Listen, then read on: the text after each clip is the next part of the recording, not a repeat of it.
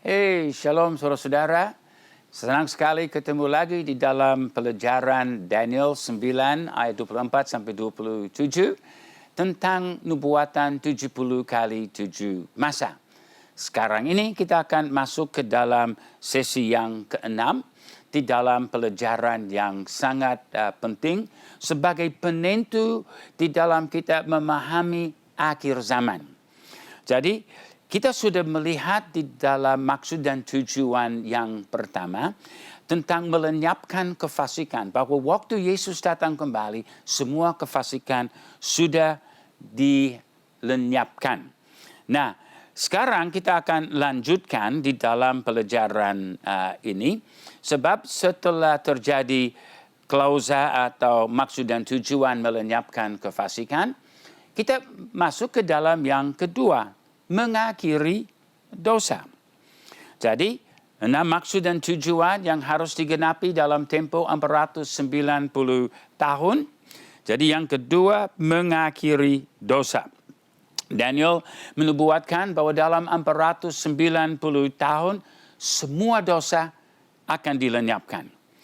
Apa masih ada dosa di dunia masa kini? Apa nubuatan ini sudah digenapi? Belum. Kita masih lihat banyak sekali dosa keliling kita.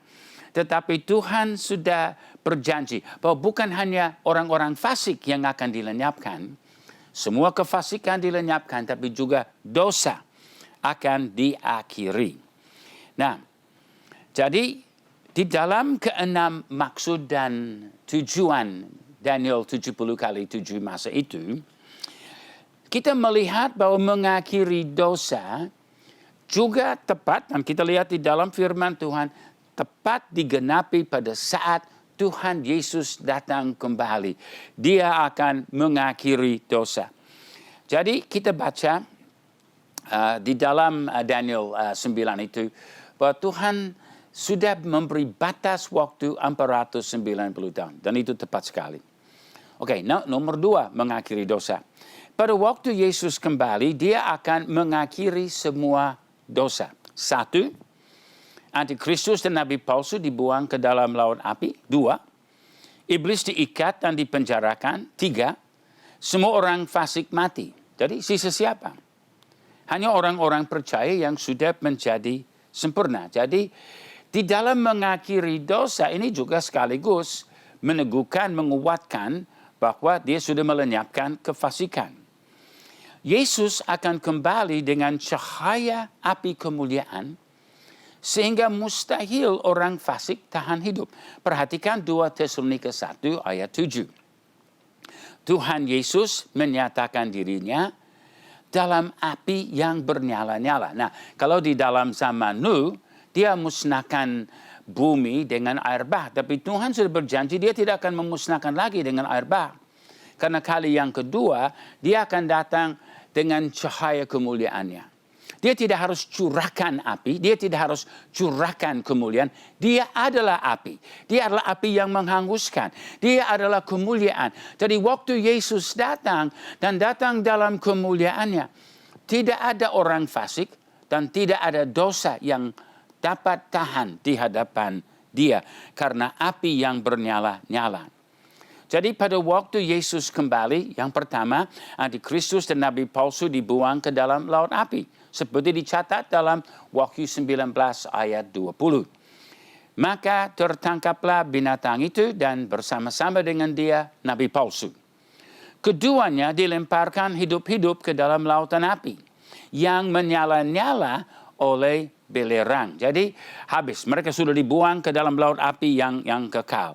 Jadi kita melihat di dalam gambar ini, pada waktu perintah Kores tahun 457 sebelum Masehi, sudah jalan 49 tahun atau 7 kali 7 masa, dan 434 tahun atau 62 kali 7 masa, baru 3,5 tahun atau setengah kali 7 masa. Nah ini berarti 486,5 tahun sudah genap waktu Yesus disalibkan pada tahun 30 Masehi. Tetapi karena penolakan akan Yesus oleh orang-orang Yahudi, maka pintu kasih karunia dibuka untuk bangsa-bangsa. yang seharusnya dilakukan oleh bangsa Israel untuk membawa Injil kepada segala bangsa. Karena mereka telah mengeraskan hatinya, mereka dibuang ke dalam pembuangan sampai akhir zaman. Baru mereka akan datang kembali.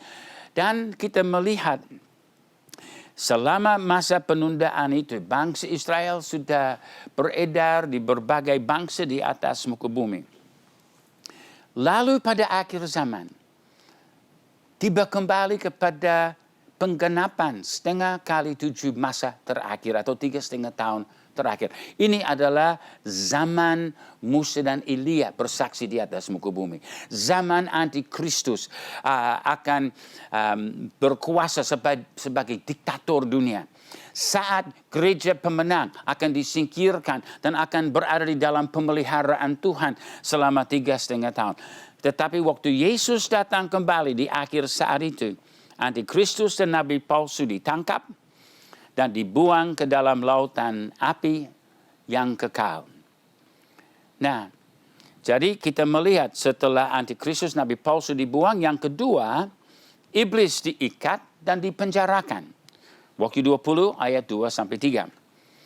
Ia menangkap naga si ular tua itu, yaitu iblis dan setan, dan ia mengikatnya 1,000 tahun lamanya. Lalu melemparkannya ke dalam jurang maut. Nah, selama 1,000 tahun, iblis berada di dalam penjara. Dia bukan di dalam dapur api, dia bukan di dalam laut api, tapi di dalam penjara. Kenapa dia disimpan selama 1,000 tahun? Nah, dia sudah tahu waktu awalnya dengan Adam dan Hawa. Allah sudah memberi perintah kepada Adam. Pada hari engkau makan, engkau akan mati. Dan dia dilarang makan dari buah dari pohon pengetahuan baik dan jahat. Tetapi Adam melanggar. Nah, 1 hari bagi Tuhan adalah 1,000 tahun. Jadi waktu Adam makan, dia tidak langsung mati dalam 24 jam, bukan. Karena ini adalah kalendernya Allah. Dan 930 tahun kemudian, sesuai dengan Kejadian pasal 5, Adam sudah mati, sudah 930 tahun. Tidak sampai 1,000 tahun. Sekarang, iblis harus ditahan 1,000 tahun. Kenapa? Supaya dia menyaksikan kemenangan Allah. Umat manusia yang gereja Tuhan, yang sudah ditebus oleh darah Yesus. Orang-orang yang sudah percaya kepada janji Allah bahwa dia akan kirim juru selamat, dia akan kirim Mesias, dan Mesias akan menyelamatkan mereka. Nah, setelah mereka bertobat dan percaya, dan waktu Yesus datang kembali dan yang mati bangkit dan kita diubahkan dapat tubuh kemuliaan, tidak lagi ada dosa di dalam kita, tidak lagi ada pemberontakan atau kefasikan di dalam kita. Waktu Yesus datang kembali, kita sudah sempurna serupa dengan Yesus. Dan karena itu kita akan hidup selama 1,000 tahun. Tidak ada yang akan mati. Tidak ada yang akan sakit. Karena kita akan hidup di dalam kemuliaan, di dalam kesehatan abadi. Kita akan hidup di dalam kemuliaan dan sukacita bersama-sama dengan Yesus di dalam kerajaannya. Dan setan adalah saksinya. Ini adalah satu garahan Allah terhadap iblis. Coba lihat setan. Manusia hidup 1,000 tahun. Jadi karena manusia tidak berdosa, sekarang tidak ada kematian. Dan pada harinya Tuhan, 1,000 tahun damai itu, seperti dalam 2 Petrus 3 ayat 8, kita melihat bahwa hari Tuhan itu 1,000 tahun. Dan kita melihat kemuliaan Tuhan yang sungguh nyata di atas kita. Waduh, luar biasa. Lalu yang ketiga, pada waktu Yesus kembali, semua orang fasik mati. Wahyu 19:21. Dan semua orang lain. Nah, apa artinya semua? Segala. Setiap. Tidak terkecuali. Semua orang lain dibunuh dengan pedang yang keluar dari mulut penunggang kuda itu. 2 Tesalonika 1, 7-8 memberi konfirmasi. Pada waktu Tuhan Yesus dari dalam surga menyatakan dirinya bersama-sama dengan malaikat-malaikatnya dalam kuasanya di dalam api yang bernyala-nyala. Dan mengadakan pembalasan terhadap mereka yang tidak mau mengenal Allah dan tidak mentaati Injil Yesus Tuhan kita.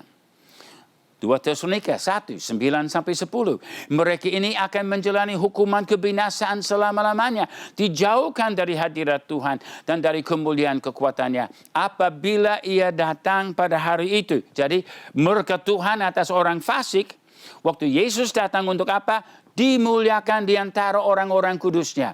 Untuk mereka penghinaan dan penghakiman atas orang percaya yang sudah cinta kepada Tuhan Yesus. Ada kemuliaan yang luar biasa. Jadi kita lihat di dalam gambar yang di layar kita. 457 sebelum Masehi, perintah Quraisy. Sampai kepada Yesus disalibkan tahun 30 Masehi. Jadi 69,5 kali 7 sudah genap. Terjadi penundaan, sisa setengah kali 7 masa. Di akhir dari itu, tepat di akhir 490 tahun nubuatan Daniel, Yesus kembali. Semua orang berdosa mati. Dan mereka masuk ke dalam alam maut, ke dalam dapur api. Dan mereka akan tetap di situ selama 1000 tahun damai, sementara iblis berada di dalam penjaranya.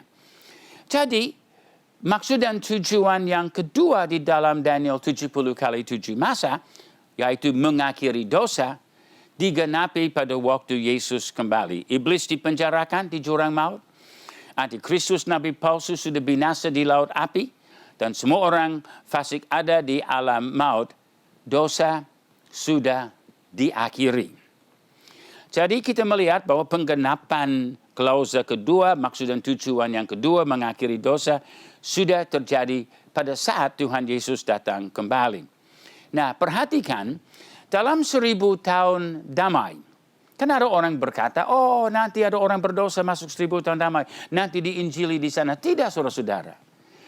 Karena api kemuliaan begitu dahsyat. Tidak ada yang lain yang bisa hidup di situ. Dosa sudah diakhiri. Kefasikan sudah dilenyapkan. Jadi tidak mungkin ada dosa atau orang berdosa karena api kemuliaan Tuhan yang 7 kali cahaya matahari akan memenuhi seluruh bumi. Dalam Yesaya 30 ayat 26, terang bulan purnama akan seperti terang matahari terik. Dan terang matahari terik akan 7 kali ganda. Yaitu seperti terangnya 7 hari. Pada waktu Tuhan membalut luka umatnya dan menyembuhkan bekas pukulan. Wow, kalau 7 kali panasnya, berarti panasnya lebih dari 200 derajat. Tidak mungkin manusia kedagingan akan bisa hidup. Hanya kita yang punya tubuh kemuliaan yang akan bisa hidup. Jadi betul-betul kita melihat dia sudah melenyapkan kefasikan dan dia sudah mengakhiri dosa. Dua hal ini sudah dibicarakan dan sudah digenapi atau akan digenapi pada saat Tuhan Yesus Kristus datang kembali. Sekarang kita beralih ke yang ketiga. Menghapuskan kesalahan. Atau di dalam beberapa terjemahan juga disebut mengadakan perdamaian. Jadi kedua unsur ini berada di dalam makna bahasa Ibraninya. Menghapuskan kesalahan atau mengadakan perdamaian. Jadi Daniel menubuatkan bahwa dalam 490 tahun kesalahan akan dihapuskan. Dan akan ada perdamaian. Apa ada rekonsiliasi atau pendamaian untuk kesalahan di dunia masa kini? Ada. Ada nubuatan di dalam ini, nubuatan ini memang sudah digenapi. Sudah digenapi karena waktu Yesus disalibkan, dia telah menghapuskan dosa dan mengadakan perdamaian. Daniel 9:24, ini kita melihat di dalam terjemahan Septuaginta, yang adalah terjemahan Alkitab bahasa Ibrani ke dalam bahasa Yunani, sekitar tahun 280 sebelum Masehi. Itu diterjemahkan ke dalam bahasa Yunani karena setelah kembali dari perbudakan di Babel, kebanyakan orang-orang Israel tidak tahu bahasa Ibrani. Mereka tahu bahasa Aram. Itu sebabnya kita melihat di dalam desa Yesus Nazaret, bahasa sehari-hari adalah bahasa Aram, bukan bahasa Ibrani. Dan sejak tahun 300 dengan Iskandar Agung berkuasa, sekarang bahasa Yunani mulai menjadi lingua franca dunia. Jadi Alkitab diterjemahkan ke dalam bahasa Yunani supaya umat Yahudi, umat Israel bisa membaca firman Tuhan. Jadi di dalam Alkitab terjemahan Septuaginta ini, Daniel 9:24 berkata, 70 minggu telah ditetapkan bagi bangsamu dan kotamu yang kudus. 1, untuk kefasikan berakhir. 2, untuk mengakhiri dosa. Ya, ini sama seperti kedua yang kita sudah lihat. Tapi yang ketiga mempunyai 2 bagian ini. Untuk menghapuskan kesalahan dan mengadakan perdamaian bagi kesalahan itu. Jadi perhatikan 2 bagian terjemahan dalam bagian ketiga ini yang mengungkapkan makna menghapuskan dan memperdamaikan. Jadi kita melihat penyaliban Kristus di dalam gambar ini adalah saat hal ini telah terjadi. Yohanes Pembaptis pernah berkata, lihatlah anak domba Allah yang menghapus dosa isi dunia. Kita tahu bahwa di kayu salib Yesus telah mengadakan perdamaian. Kita boleh diperdamaikan kembali dengan Allah. Jadi salib Kristus telah membawa penggenapan maksud dan tujuan ketiga di dalam nubuatan ini. Jadi kalau kita melihat dalam beberapa terjemahan tentang yang ketiga ini menghapuskan kesalahan atau mengadakan perdamaian, dalam terjemahan bahasa Indonesia tahun 1916 dikatakan mengadakan kafirat. Kafirat itu memang adalah kata dari baik bahasa Ibrani maupun bahasa Arab yang berbicara tentang perdamaian, penebusan akan segala kejahatan. Jadi terjemahan Alkitab Septuaginta mengadakan perdamaian untuk kejahatan. Jadi kita melihat memang dalam terjemahan, tapi maknanya sebenarnya sama. Nah, di dalam Yohanes 1:29, Yohanes Pembaptis berkata, lihatlah anak domba Allah yang menghapus dosa dunia. Karya perdamaian Yesus di kayu salib telah menghapuskan dosa kita. 2 Korintus 5 ayat 19. Sebab Allah mendamaikan dunia dengan dirinya oleh Kristus dengan tidak memperhitungkan pelanggaran mereka. Ibrani 10:10-12. Kita telah dikuduskan satu kali untuk selama-lamanya oleh persembahan tubuh Yesus Kristus. Selanjutnya, setiap imam melakukan tiap-tiap hari pelayanannya dan berulang-ulang mempersembahkan korban yang sama sekali tidak dapat menghapuskan dosa. Tetapi ia, Yesus, setelah mempersembahkan hanya satu korban saja karena dosa, ia duduk untuk selama-lamanya di sebelah kanan Allah. Ketahuilah dan pahamilah. Dalam karya salib, Yesus telah mengadakan perdamaian karena dosa sehingga dia dapat menghapuskan dosa dari kita. Perhatikan mujizat yang terjadi di dalam salib. Status hukum kita 100% bersih. Tak berdosa, tak bersalah. Kita sudah sempurna. Ini adalah status hukum. Namun realita, ternyata kita masih jauh di bawah status hukum.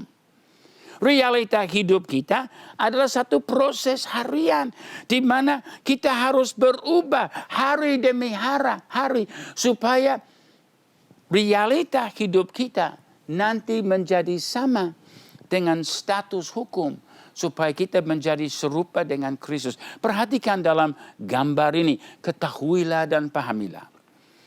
Dalam karya salib kita dibenarkan. Dibenarkan artinya dijadikan benar. Berarti bukan salah, dijadikan benar, dibenarkan. Status hukum kita adalah sempurna. Jadi Ibrani 10 ayat 14 telah menyatakan hal itu. Kita sudah disempurnakan. Jadi sempurna, ini status hukum. Tetapi realita hidup, ini yang garis putus-putus hitam ini, mulai di kaki salib kita bertumbuh dan bertumbuh. Kita berada di dalam perjalanan ini. Kita sedang bertumbuh agar kita ketemu dengan status hukum sempurna. Supaya realita juga sempurna. Sekarang ini kita jauh di bawah.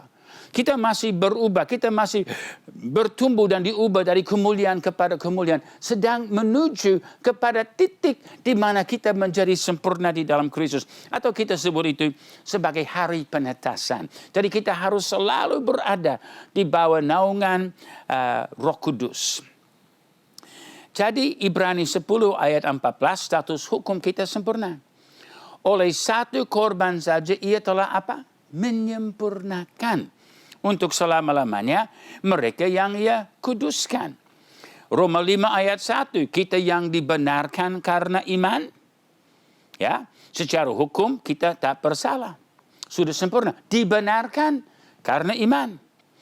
Kita hidup dalam damai sejahtera dengan Allah oleh karena Tuhan kita, Yesus Kristus. Jadi status hukum, kita sudah dibenarkan. Kita sudah sempurna. Lihat gambar lagi. Dalam karya salib kita dibenarkan. Status hukum kita adalah sempurna. Jadi saudara sudah sempurna secara hukum. Hanya realita hidup kita masih di bawah standar. Itu sebabnya ada proses pengudusan, proses penyempurnaan, ada proses pendewasaan. Ini sebabnya kita perlu dimuridkan, berjalan di dalam Kristus, bertumbuh di dalam Kristus, supaya kita menjadi manusia sedewasa, sesempurna dengan Tuhan Yesus. 2 Korintus 3:18. Kita semua mencerminkan kemuliaan Tuhan dengan muka yang tidak berselubung. Dan karena kemuliaan itu datangnya dari Tuhan yang adalah roh, maka kita diubah. Nah ini secara progresif kita diubah dan diubah dan diubah. Kalau terjemahan lama berkata dari kemuliaan kepada kemuliaan. Bahasa Inggrisnya berkata from glory to glory. Kita diubah. Kita sedang dirubah untuk menjadi serupa dengan Kristus. Kita diubah menjadi serupa dengan gambar Yesus. Dalam kemuliaan yang semakin besar. Ini memang dari Kejadian 1, 26, 27, 28. Di mana Allah berkata, baiklah kita menjadikan manusia menurut gambar dan rupa kita. Di dalam Ibrani 1 dikatakan bahwa Kristus adalah wujud kemuliaan Allah. Gambar Allah yang sempurna. Kita sedang diubahkan ke dalam gambarnya dia. Menjadi serupa dengan Kristus. 2 Korintus 4 ayat 10. Kami senantiasa membawa kematian Yesus di dalam tubuh kami. Supaya kehidupan Yesus menjadi nyata di dalam tubuh kami. Kami mau supaya itu menjadi nyata. Kita sedang menunggu harinya dinyatakan sebagai anak-anak Allah. Di mana kemuliaan Allah menjadi nyata. Dan dunia akan dapat melihat bahwa api yang dikerjakan Yesus di atas kayu salib disempurnakan di dalam orang-orang percaya. Kolose 1 ayat 28. Kristuslah yang kami beritakan. Apabila tiap-tiap orang kami nasihati dan tiap-tiap orang kami ajari dalam segala hikmat untuk memimpin tiap-tiap orang kepada kesempurnaan dalam Kristus. Ini memang adalah amanat rasuli. Supaya kita membawa ini jiwa-jiwa yang sudah dimenangkan. Kita sudah laksanakan amanat agung, sudah menangkan jiwa-jiwa dan kita memuridkan mereka dan kita membawa mereka di dalam perjalanan untuk multiplikasi, untuk masuk ke dalam persekutuan orang percaya, mengalami pertumbuhan. Tetapi amanat rasuli adalah pendewasaan, mempersiapkan umat Tuhan untuk menjadi mempelai wanita Kristus, untuk menjadi rumah Allah, taman Allah, untuk menjadi tentara Allah, untuk menjadi bait sucinya Allah, menjadi keluarga Allah yang penuh dengan kemuliaan, yang akan memuaskan Bapa dan Anak dan Roh Kudus.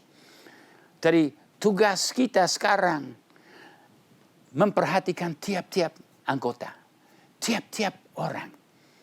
Tidak ada yang hopeless atau tak berguna. Semuanya penting. Semua dapat karunia, semua punya potensi. Dan itu adalah tugas kita, memimpin mereka, nasihati mereka, ajari mereka.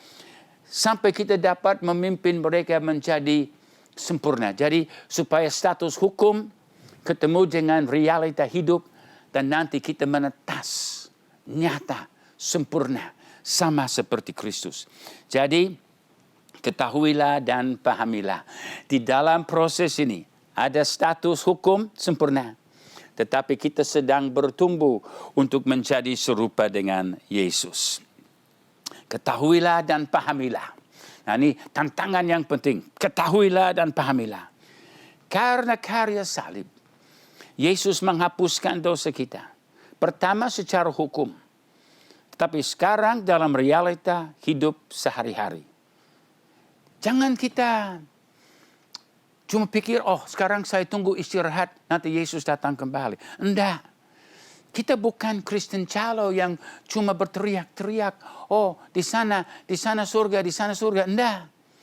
Kita masuk di dalam perjalanan.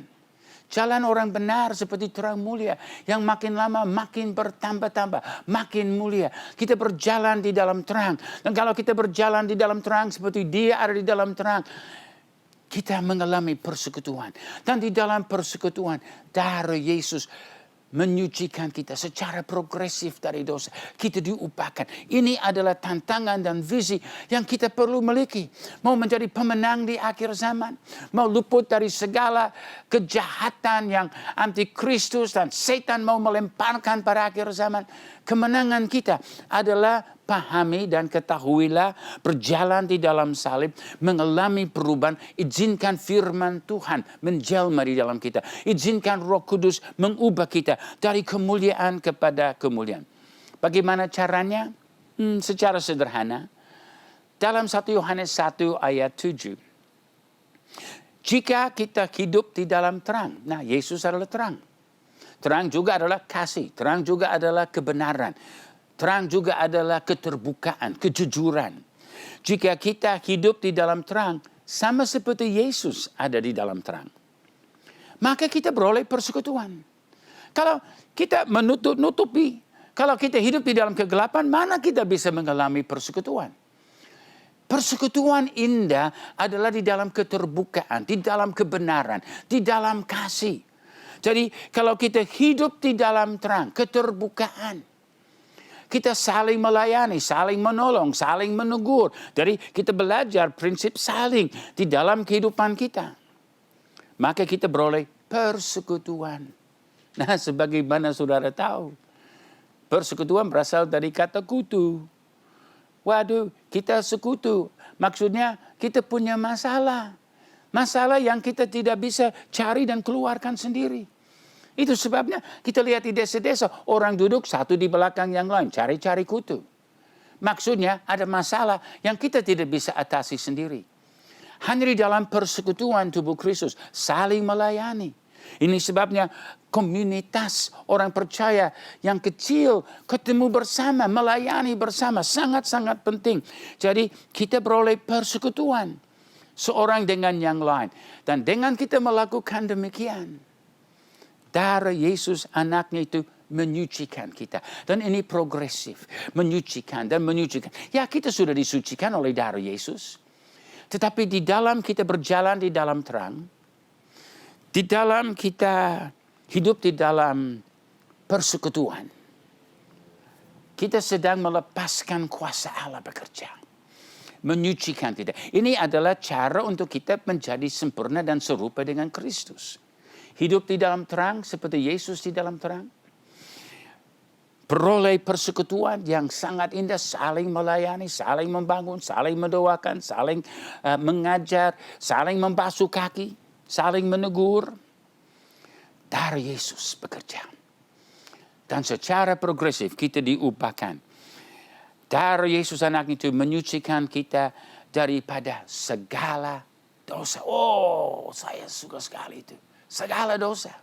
Asik sekali. Berapa banyak dosa? Segala dosa. Semua. Kita jadi bersih. Sempurna. Tidak ada cacat celah. Tapi kita menjadi seperti Yesus. Jadi perhatikan 3 hal ini dalam 1 Yohanes 1 ayat 7. Hidup dalam terang. Karena perdamaian di salib, kita boleh hidup bergaul dengan Yesus. 2, beroleh persekutuan. Hubungan kita dengan kita dipulihkan. 3, dari Yesus menyucikan. Kita disucikan terus menerus. Sampai 100% bersih dari segala dosa. Oh, saya mau mendengar suara Tuhan yang berkata atas diri saya, atas diri saudara, bersih, bersih, bersih. Wow. Kapan hal itu digenapi? Prosesnya mulai di salib. Status hukumnya terjadi di kayu salib. Sekarang ini sebabnya dikatakan mengerjakan keselamatan. Kerjakanlah keselamatanmu. Bertahan sampai kesudahan. Karena ada proses. Proses yang membawa kita bertumbuh dan bertumbuh. Sampai akhirnya kita ketemu titik temu. Status hukum dan status realita. Dan kita menjadi seperti Yesus. Terwujud. Nyata. Anak-anak Allah. Yang akan dapat menggenapi Yohanes 14:12. Melakukan sama seperti Yesus, bahkan lebih besar. Kita akan melihat tuaian yang maha besar. Tapi kita sedang berjalan di dalam proses. Jadi berjalan terus di dalam proses ini. Prinsip ini terjadi pada penyaliban Tuhan Yesus. Sekarang diproses. Kerjakanlah keselamatan. Bukan bekerja untuk selamat. Tapi memproses keselamatan itu. Supaya kebenaran itu menjadi nyata di dalam diri saudara. Jadi kita sudah melihat yang pertama melenyapkan kefasikan sudah digenapi. Yang kedua mengakhiri dosa sudah digenapi. Dan bukan. Sebaliknya saudara-saudara. Melenyapkan kefasikan masih ada kefasikan. Masih ada dosa. Jadi bukan sudah digenapi. Kita sudah selesai belajar atau melihat dan menggalinya. Tapi kita tahu nanti pada waktu Yesus kembali baru kefasikan dilenyapkan. Baru dosa diakhiri. Tapi yang ketiga, menghapuskan kesalahan. Itu sudah terjadi di kayu salib. Status hukum. Sekarang diproses. Jadi kita boleh berkata, sudah digenapi. Mungkin kita juga bisa berkata, belum, masih diproses. Nah, perdamaian sudah diadakan. Penghapusan dosa sudah diadakan. Tetapi di dalam kehidupan kita masih diproses. Berjalan terus di dalam kasih karunia Tuhan. Dan kita akan melihat penggenapan rencana Tuhan. Nanti di dalam pelajaran berikut, nanti kita akan melihat yang keempat. Tentang mendatangkan keadilan yang kekal. Jadi kita sudah belajar 1, melenyapkan kefasikan. 2, mengakhiri dosa. Dan 3, menghapuskan kesalahan. Sampai berjumpa kembali. Tuhan Yesus memberkati. Amin.